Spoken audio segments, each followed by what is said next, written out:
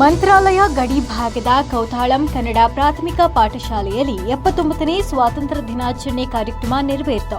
ಮುಖ್ಯ ಶಿಕ್ಷಕಿ ಬಿಪಿ ತ್ರಿವೇಣಿ ಮಾತನಾಡಿ, 200 ವರ್ಷಗಳ ಕಾಲ ಬ್ರಿಟಿಷರ ದಬ್ಬಾಳಿಕೆಯಿಂದ ಮುಕ್ತಿಗೊಳ್ಳಲು ಅನೇಕ ಮಹಾನ್ ನಾಯಕರು ಪ್ರಾಣತ್ಯಾಗ ಮಾಡಿದ್ದಾರೆ.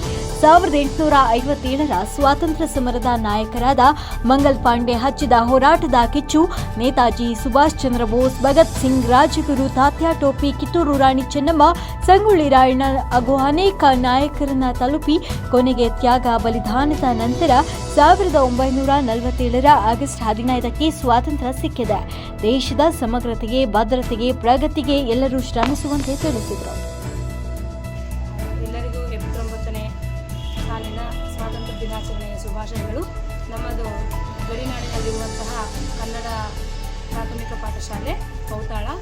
ಇಲ್ಲಿ ನಾವು 79ನೇ ಸ್ವಾತಂತ್ರ್ಯ ದಿನಾಚರಣೆಯನ್ನು ಎಲ್ಲ ಮಕ್ಕಳು ಹಾಗೂ ಶಿಕ್ಷಕರ ಜೊತೆಗೆ SMC ಚೇರ್ಮನ್ ಅವರ ಜೊತೆಗೆ ನಾವು ಅದ್ದೂರಿಯಾಗಿ ಆಚರಣೆಯನ್ನು ಮಾಡಿದ್ದೀವಿ. ಈ ಶಾಲೆ ಹೀಗೆ ಮುಂದುವರಿಬೇಕಂದರೆ ಕನ್ನಡದಲ್ಲಿ ಆಸಕ್ತಿಯುಳ್ಳ ಮಕ್ಕಳೆಲ್ಲ ಶಾಲೆಗೆ ಸೇರಿಸಬೇಕು.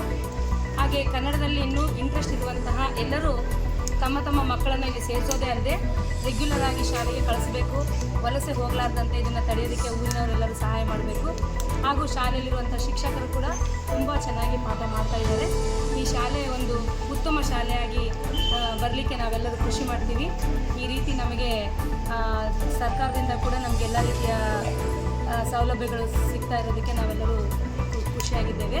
ಎಲ್ಲರಿಗೂ ಮತ್ತೊಮ್ಮೆ 79ನೇ ಸಾಲಿನ ಸ್ವಾತಂತ್ರ್ಯ ದಿನಾಚರಣೆ ವರ್ಷ ಇದಕ್ಕಿಂತ ಹೆಚ್ಚಾಗಿ ನಾವು ಈ ಒಂದು ಕಾರ್ಯಕ್ರಮವನ್ನು ಅದ್ದೂರಿಯಾಗಿ ನಡೆಸಿ ದೇಶ ಸೇವೆಗೆ ಯಾವತ್ತಿಗೂ ನಾವು ಸದಾ